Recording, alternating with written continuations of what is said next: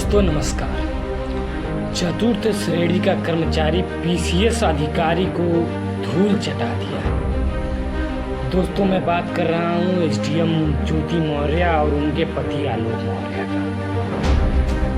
SDM ज्योति मौर्य अपने प्रेमी मनीष दुबे जो कि होमगार्ड कमांडेंट है, आप सभी जानते हैं, उनके साथ मिलकर अपने पति आलोक मौर्य का हत्या कराने की साजिश रच गई थी।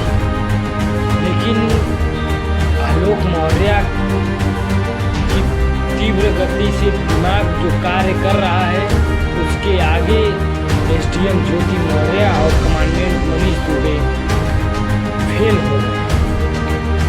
एसडीएम ज्योति मौर्य और आलोक के बीच विवादों के घेरे में रहे कमांडेंट मनीष दुबे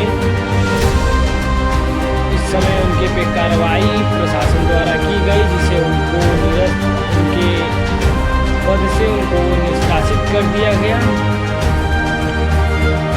अब आलोक मौर्य के वकील ने बड़ा खुलासा किया कि 90% साजिश में कामयाब हो गए थे। एसडीएम ज्योति मौर्य और मनीष दुबे अपने मकसद में 90% कामयाब हो गए थे, लेकिन आलोक मौर्य के तीव्र दिमाग को देख इन लोगों को अंदाजा नहीं था कि आलोक इतना तेज तर्राक निकल जाएगा। इन लोगों के सोच से कहीं आगे आलोक अपने सोच को लेकर चल रहा था और मामले में एक बड़ा ट्विस्ट आया है जिसे नव भारत की टीम ने बड़ा खुलासा किया। इस वीडियो को हम आपको दिखाएंगे। देखिए वीडियो में नव भारत की टीम और उसके आलोक मौर्य के वकील और आलोक हृदयलाल मौर्य को आप सुन रहे थे, जो वकील है उनके, और वो साफ साफ कह रहे हैं कि ये पूरी साजिश रची गई थी। 99% चांस थे कि मौत के घाट आलोक को उतार दिया जाता। इसके लिए पूरी साजिश, पूरी प्लानिंग कर ली थी दोनों ने। वो तो अच्छी बात ये रही कि आलोक मौर्य पहले से ही बहुत अलर्ट थे और इसी अलर्टनेस की वजह से उनकी जान बच पाई। और अब देखिए कैसे आलोक मौर्य ने ये पूरी की पूरी जो प्लानिंग थी उसे सबके सामने बेनकाब कर दिया है। तो ऐसे में सबूत अगर सामने है तो कार्रवाई ज्योति मौर्य पर भी होनी चाहिए, न सिर्फ मनीष दुबे पर बल्कि ज्योति मौर्य को भी अब कार्रवाई का सामना करना चाहिए। और ज्यादा बातचीत के लिए हमारे साथ हमारे तमाम सहयोगी जुड़ चुके हैं। सबसे पहले हमारे साथ मनीष यादव जुड़ चुके हैं लखनऊ से, प्रदीप कुमार भी हमारे साथ अमरोहा से जुड़ चुके हैं। लेकिन पहले प्रदीप आप ही के पास आते हुए, क्योंकि जिस तरीके से हमने देखा इस पूरे मामले में मनीष दुबे पर तो कार्रवाई की गई, उनको सस्पेंड किया गया है, लेकिन जो आलोक मौर्य के वकील हैं वो ये कह रहे हैं कि ज्योति मौर्य पर भी कार्रवाई होनी चाहिए। जी देखिए, मैं आपको बता दूं, अगर अमरोहा की बात की, अमरोहा में मनीष दुबे की तैनाती 2018 में हुई थी और करीब 2.5 साल का उनका कार्यकाल रहा था। उस दौरान मनीष दुबे की अगर बात की जाए तो मनीष दुबे काफी विवादों में रहे थे। एक महिला होमगार्ड ने भी उनके ऊपर उत्पीड़न का आरोप लगाया था और डीजी से भी शिकायत की थी, लेकिन उस मामले में कोई भी कार्रवाई नहीं हुई थी। उसके बाद उन्होंने 12 होमगार्डों को बर्खास्त कर दिया था। उन पर आरोप था कि भ्रष्टाचारी का आरोप था कि वो मनीष यादव हमारे साथ लखनऊ से जुड़े हुए। मनीष, ज्योति मौर्य और मनीष दुबे की मुश्किलें बढ़ती जा रही हैं क्योंकि तमाम सबूत जो सामने रखे गए हैं। आलोक मौर्य के वकील अब साफ साफ कह रहे हैं कि जब सबूत सामने है, मारने की प्लानिंग सामने है, तो कार्रवाई ज्योति पर भी होनी चाहिए।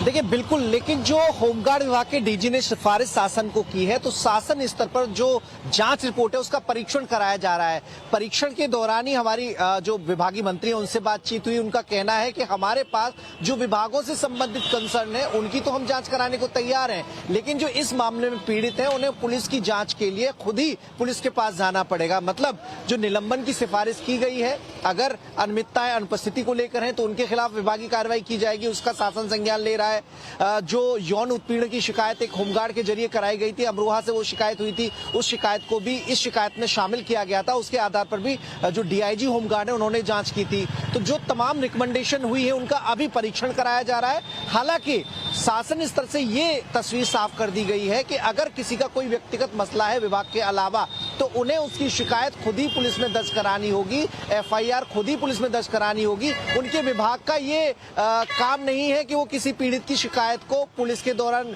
या तो उसे रिकमेंड करें या पुलिस से कहें कि वो उसकी जांच करे। तो ऐसे में जो ज्योति मौर्य को शामिल कराने की बातचीत है कि जो ऑडियो प्रस्तुत किया गया था आलोक मौर्य के द्वारा, जिसमें उनको दावा किया जा रहा है कि जान से मारने की धमकी दी गई थी, साथ ही साजिश बनाई गई थी, तो उस मसले पर होमगार्ड डिपार्टमेंट अपने स्तर पर कोई कार्रवाई नहीं करेगा, बल्कि इस मसले पर आलोक मौर्य को खुद ही पुलिस में तहरीर देनी होगी और पुलिस अपने स्तर से इसकी पड़ताल करेगी। लेकिन चूंकि बिना छुट्टी लिए होमगार्ड विभाग के कमांडेंट मनीष दुबे अनुपस्थित रहा करते थे, बाहर ऐसी पुष्टि हुई है, जो साक्ष्य प्रस्तुत कराए गए थे आलोक मौर्य के द्वारा, वो कई बाहर होटल्स में रुके थे, वहां उनका आधार कार्ड सबमिट है। हालांकि पुलिस की जो होमगार्ड विभाग की जांच हुई उसमें उन्होंने इस बात से इंकार किया कि वो वहां मौजूद नहीं थे। तो इस मामले में अनुपस्थिति को लेकर उन्हें नोटिस दिया जाएगा, उनसे जवाब तलब किया जाएगा और फिर निलंबन की कार्रवाई अमल में लाई जा सकती है। यौन उत्पीड़न के मामले में भी होमगार्ड विभाग अभी परीक्षण करा रहा है। तो ये जो अभी स्थिति बनी हुई है, अभी जो हालांकि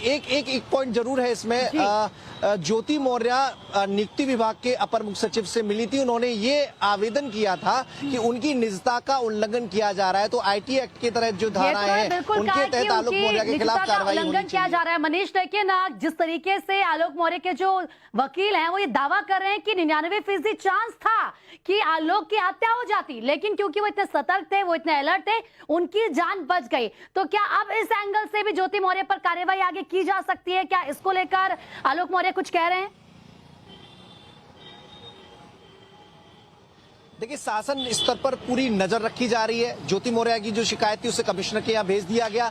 अब सारा दारोमदार टिका हुआ है शासन की होमगार्ड विभाग की रिपोर्ट पर। अगर उस रिपोर्ट में इस तरह से कोई एक्शन लेने की बात होती है या पुलिस रिकमेंडेशन की बात होती है तो ज्योति मौर्य की मुश्किलें और बढ़ जाएंगी और फिर हो सकता है कि पुलिस ज्योति मौर्य से पूछताछ करे और अगर ऑडियो की पुष्टि होती है फोरेंसिक रिपोर्ट के दौरान, वो ऑडियो सही साबित होता है तो ज्योति मौर्य को भी उस केस में शामिल किया जा सकता है। लेकिन ये सब चीजें तय होंगी जब होमगार्ड विभाग उस रिपोर्ट पर कोई एक्शन लेगा, शासन स्तर पर कोई एक्शन लिया जाएगा। अभी इंतजार किया जा रहा है रिपोर्ट पर क्या एक्शन हो। मंथन हुआ, कल विभागीय मंत्री और होमगार्ड विभाग के अपर मुख्य सचिव बैठे थे, दोनों के बीच बातचीत हुई थी, शासन के बड़े अधिकारियों से भी परामर्श किया गया है। उसके बाद उम्मीद है कि कल सोमवार को इस रिपोर्ट पर फैसला ले लिया जाएगा।